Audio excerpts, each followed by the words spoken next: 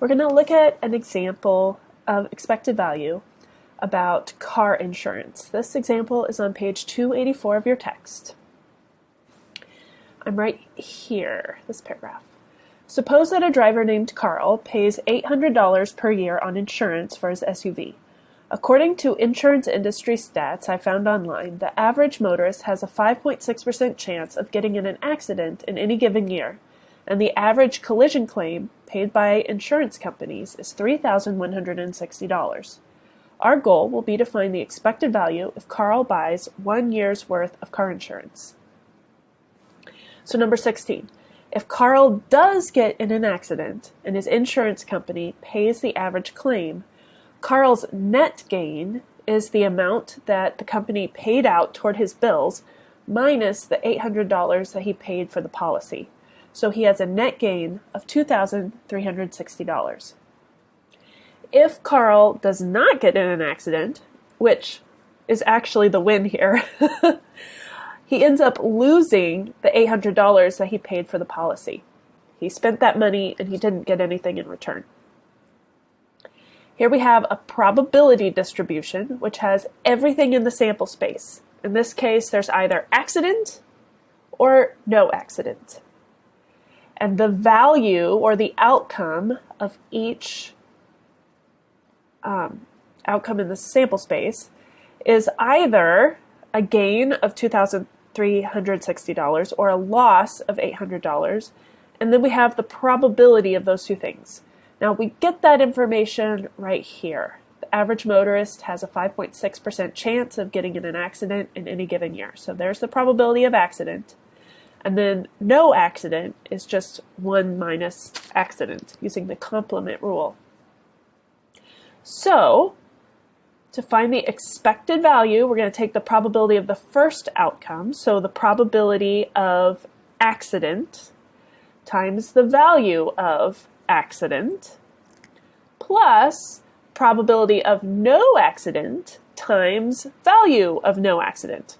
And that's the entire sample space, so there's no third thing.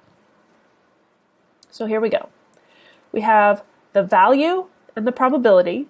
Now remember our commutative rule of multiplication. You could have, 2 times 3 equals 3 times 2. So they've actually got this in the other order. They have the value first and the probability second, but it still means the same thing. So the value and the probability of the first outcome multiplied together, plus the value and probability of the second outcome multiplied together, for an expected value of negative $623.04. This means that as long as he has this policy and all of the probabilities of everything and all the costs remain the same, in the long run, he will be losing on average $623.04.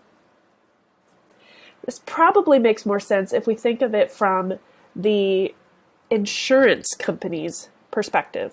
Now, if Carl every year is out an average of $623.04, now when we say Carl is out that much on average each year, he's never exactly out that much.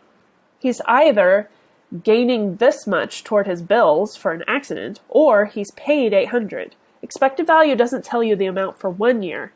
It tells you the amount in the long run over many times. So sometimes it's this way, sometimes it's this way, and it all levels out on average how much per time. So from the insurance company's perspective, if they have 1,000 Carls, of those 1,000 Carls, or whatever the people's names are with the same policy, on average, they're going to be earning $623.04 for each customer. So the more customers they have, on average, some of them they're paying out, but most of them they're just getting money in. And this is how much they're making per.